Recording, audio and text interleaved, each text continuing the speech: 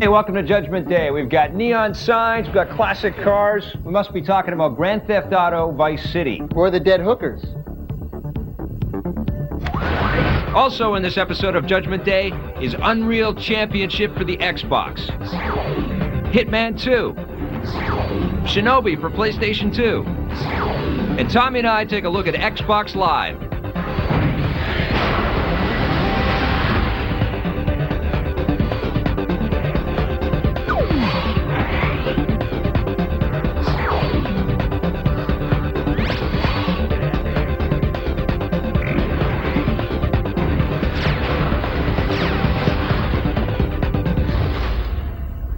First game we're going to talk about is the much anticipated Grand Theft Auto Vice City from Rockstar Games for the PlayStation 2. What'd you think? It was the biggest selling game of last year. Yep. They could have easily just tweaked it a little bit, but they didn't. They actually improved on what they already had. You can now fly different, not only devices, but you actually get in helicopters. That's right. And you fly RC helicopters on bombing missions. You have motorcycles, which are extremely fun. You can get up on and do wheelies on the thing. The physics on everything, driving-wise, really fun. Absolutely. The driving is the most perfect physics you can ever, for a game-style type like this, unbelievable. I love the golf carts. I was blown away right. to see golf carts in the game. It's so much fun to have to go take out a guy on a golf course. I was really impressed to see all of this licensed music. I mean, the game is set in the 80s, so what happened is Rockstar worked out a deal with Sony Music, and we've got all these classic Sony Music hits from the 80s in the game.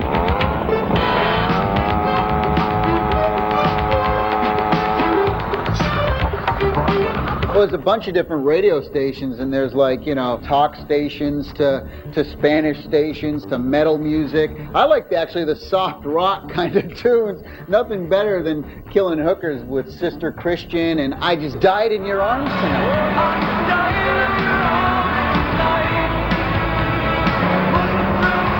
My only problems with the game were the fact that the controls on when you're on foot and you're trying to target the bad guys, A little hard sometimes. it's still a little bit difficult. You can press the R1 button and you can target people. And it does have its problems too, collision problems. I mean, when you use the flamethrower, you can actually go through walls on it and stuff. So it's not the end-all perfect game, but it's definitely an upgrade from last year. One of the bummers, though, is the fact that when you hit the water, when are they going to put in swimming in this game? They got to do that in GTA 4. This is a very beefy game. There's a lot of stuff happening visually in the game, and the PlayStation 2 really struggles to keep everything smooth and keep everything in frame. You do see things pop in. The clubbed hands of the characters and the kind of distorted faces, they don't compare to Mafia or Splinter Cell or, you know, some of these beautiful games that we're seeing these days. Right, but it's all about pretty fun gameplay.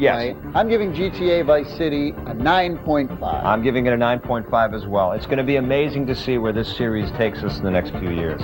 On the positive side, there's a larger variety of vehicle types, such as golf carts, motorcycles, and even helicopters. All of the professional voice acting and all the great licensed 80s music makes the package even that much better. And at the core of it, this game is just fun to play. On the negative side, although Tommy loves the look of the graphics, I wish the characters looked a little bit better. We still had some problems controlling everything when Tommy's running around on foot. The Tommy in the game, I mean. And they really got to work something out so that the character doesn't die the minute he hits the water. All right, well, speaking about getting whacked, let's talk about Hitman 2 for the PC, although it's also out on the Xbox and the PlayStation 2. What'd you think of Hitman 2? Well, hey, another great game. This is unbelievable. This guy, he now lives in Sicily, right? Yes. And he lives in this church in Sicily. He's trying to retire. There's nothing cooler than an assassin in a church, and you got all your weapons and your laptop set up, and there's like these little piglets. Of course, I grab my gun, I go, pom, pom, pom, doing a little target shooting. Then I start aiming for the birds, right? And these freaking birds are going all over the place, and they're trying to take a dump on me. Bam, bam, bam, bam, bam, bam, bam. And then I look for priests in the church, but I couldn't find any. But alas, you could not kill any priests. Oh well, so I shot myself in the foot. He's just testing the engine, by the way. He's not really this psychotic. He just wants to make sure that everything that he wants to do, he can do. And all the people, depending on where you are, speak the language, which is great because, you know, like you go to Italy and they start swearing at you in Italian. The only words I know in Italian are all the swear words. So all the things your mom and dad yelled at you. Exactly. What impressed me about Hitman 2 is that it's really, it's not like a hardcore action game. It's more of a simulation of what it would actually be like to be a hitman and be on these assignments and take care of these really heinous acts that you have to do. I mean, you have to go and kill targets, and you've got to do it in a bunch of different ways.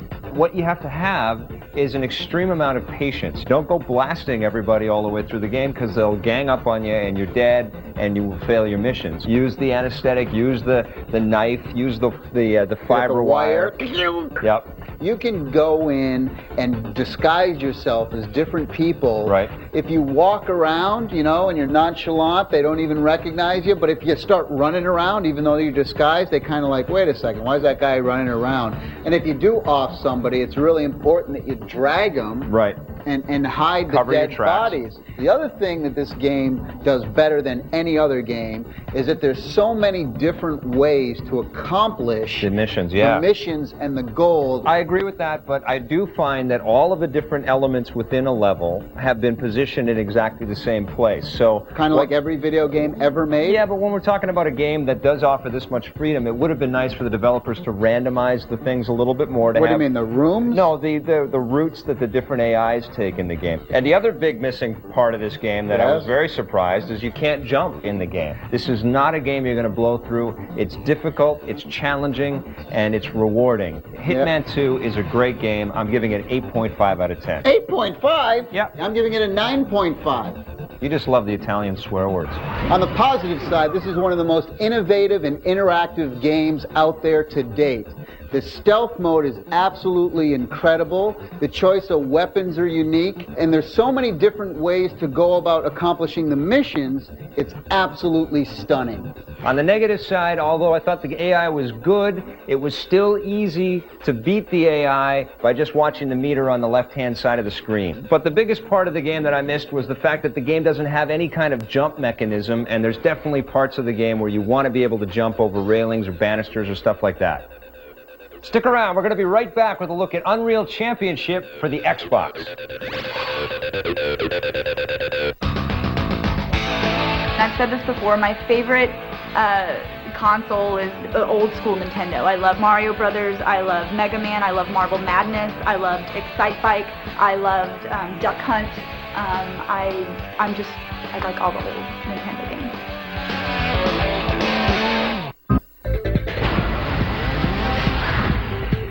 Hey, there's nothing I like more when I take a big steamy than playing my Game Boy Advance.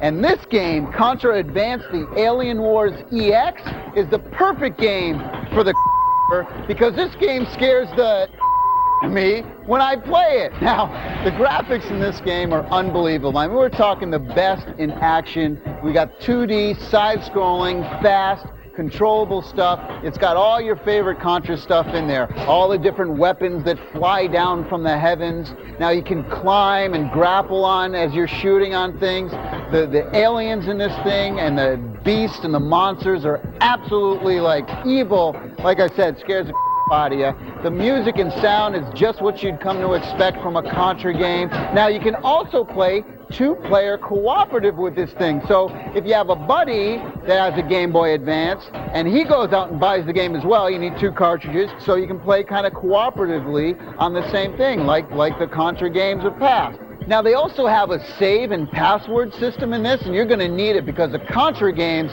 have always been difficult.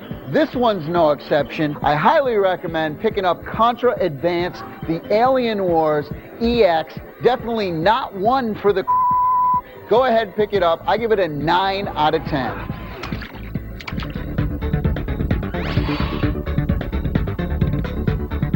All right, we're back. We're talking about Unreal Championship for the Xbox. This one's from Atari. What'd you think of this one? I'm looking at games on the Xbox like Splinter Cell. I'm looking at games like, even games like Halo. Right. Okay? And Mecha Assault. That have great, 60 frames a second, very smooth, very detailed animations. From a technical standpoint, Sure. The animations on the characters aren't that great. It only runs at 30 frames a second, which to me is unacceptable on the Xbox. Well, I got to be honest. I have Unreal Tournament 2003. I love that game. We reviewed it on Judgment Day before. I fired this puppy up on my Xbox, and I was not impressed at all when I first started playing it. Yeah, visually, it's a dog. I mean, it doesn't look anywhere near as good as a ramped-up UT 2003 on a good PC. It really looks like a port. It's been ramped down in terms of speed for console play, because it's not a mouse and keyboard. We're using the controller now. And at first I thought, man, what a disappointment. Unreal Championship is a major letdown. It's nowhere near as good as its PC counterpart. Then I started to play it some. The single-player game really kind of is just, It's a training mode. It's really like a training mode. There's over, I think, 35 different characters, and you can pick 5 on your team. That's and you cool. can kind of, you can set them for, like, if you want them to be more offensive or more defensive, or actually just kind of free will, which they do whatever they want.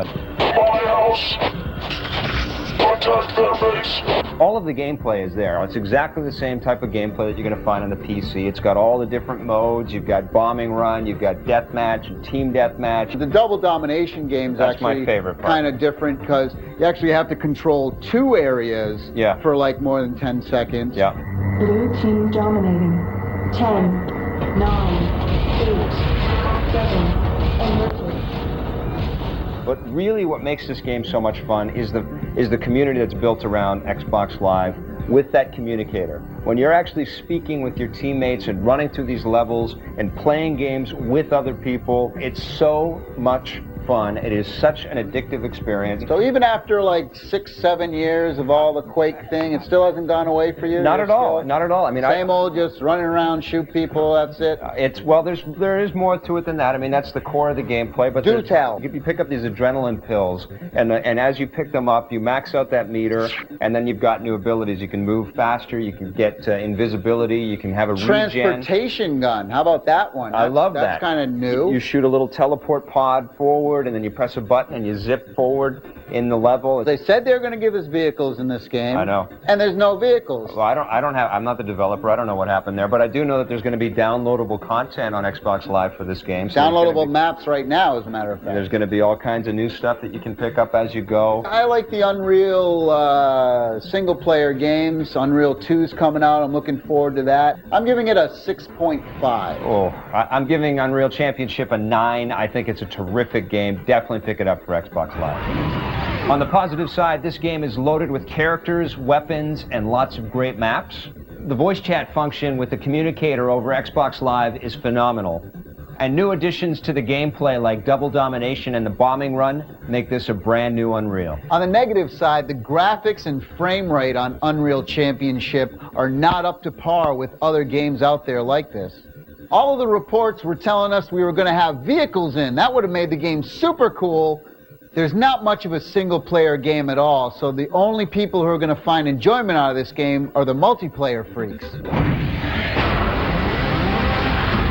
Let's now talk about Xbox Live as a service, as an add-on, as a peripheral for Xbox. We have to first explain what the service is. You get the communicator, which is a big part of the Xbox Live experience. You get the Xbox Live software. You have to go in and key in all your address information, your billing information. It costs about $50. And you also get a couple of demo discs, one for Whacked, which is Whacked, and you get a one for MotoGP, which is a great motorcycle racing game, and you get a year's subscription with Xbox Live. What this allows you to do is connect with certain games and play people online, but it's all engineered for simplicity. You come up with one password, you have one gamer tag, and you're specifically kept track of in the Xbox Live environment. That means you could be playing a game of Mecha Assault, for example, and have one of your friends, one of your online buddies, invite you to jump out of Mecha Assault and play Unreal Championship while you're in the middle of a game. I don't find it that exciting right now. I wouldn't personally go out and purchase it, but I think hopefully it'll start to build, and I do think it will build. I'm looking forward to some of the better sports games out there, you know, like a baseball game or a cool football game. But I do like the fact that on the headset you can actually talk to everyone, whereas on the Sony headset only one person can talk at a time. So And only in one game as well, let's not forget that. and only in SOCOM. I think Xbox Live is a revolution in video games. I think this is one of the most important things that has happened to games, period. I think that hooking up with people to play shooter games and sports games is definitely the way of the future. There's always going to be games like Metal Gear Solid and like, you know, your Sure. Crash Bandicoots, and personally even my sports games I like to play by myself, Sure. build my season, build my team. So to say it's going to revolutionize the video game industry, I completely disagree with you there. The Xbox Live is definitely, for the home consoles, the best thing to ever come out so far. So I would say that if you're into online gaming, I would highly recommend Xbox Live. I cannot recommend a peripheral more than recommending Xbox Live. On the positive side, the value for money is very good. $50 for a year subscription with the demo games is a great deal. Voice chat and online gaming is awesome, and it's exclusive to the Xbox console. And best of all, there are already very good online games available with NBA 2K3, NFL 2K3, Unreal Championship, and Mech Assault. On the negative side, it is a yearly subscription rate, so you do have to continue to pay for the service. And the amount of games currently available isn't that many, but hopefully we'll see more in the future. All right, stick around. We're going to be right back with a look at Shinobi for PlayStation 2. Saw you later.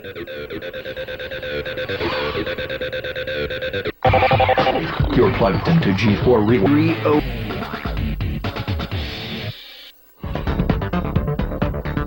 All right, we're talking Shinobi now from Sega for the PlayStation 2. What'd you think? Well, this is a great arcade game from the 80s. Then they put it out on the Genesis a little later on. And I gotta tell you that this game is fun and fast-paced, Right. like the other older games. Right. But in this 21st century, Feels just like the older games. it kind of falls Yeah. a little short. I mean, even the music is like, you know, I didn't mind it. CD versions of like the Genesis music. Yeah. You know, it really Still a didn't little bring in. minified, isn't it?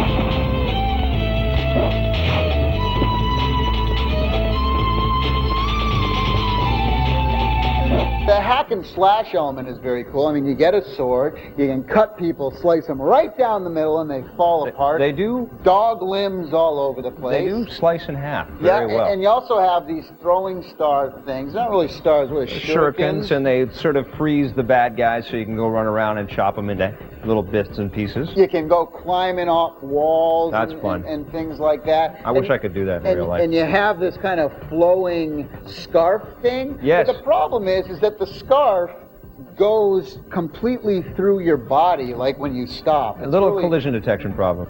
Lots of platform hopping as well. You're running from roof to roof and jumping over different things, so you've got to get used to that. And like those classic arcade games, if you miss a jump, good luck, buddy. You're back at the beginning. You got to There's start it all no over again. Save points. You get the sense that this is an old game from the 80s. Especially when you're looking at those crappy environmental graphics. I was so unimpressed by the worlds of Shinobi. I mean, Yeah. they really blew it big time.